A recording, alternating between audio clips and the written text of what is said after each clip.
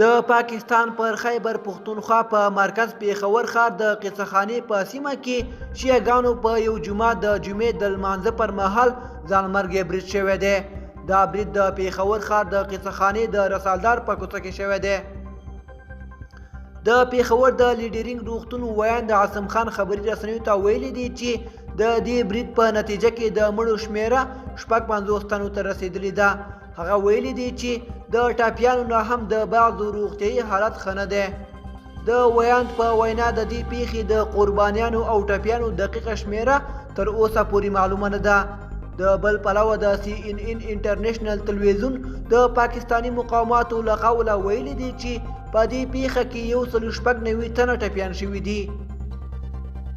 د پیښور ښار پولیسو ویلي دي چې د قصخانې بازار د رسالدار په کوڅه کې د شیعهګانو په یو جومات د جمعې د لمانځه پر مهال ډلهییز برید وشو.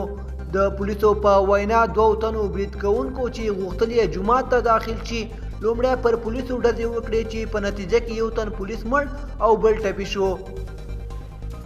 همداشان پر پولیسو د برید نه وروسته د جومات په منځ کې چاودنه وشوه.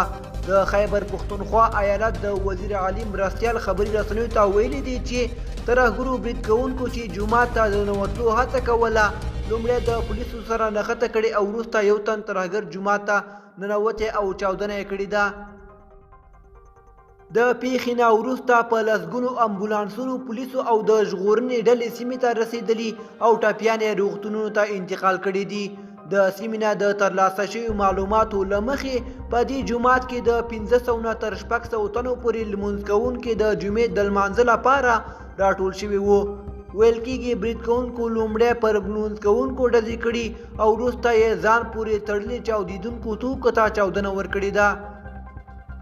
دوستانو زموږ د نن ورځې خبر تر همدې ځایه و. تر بیا ښه وخت.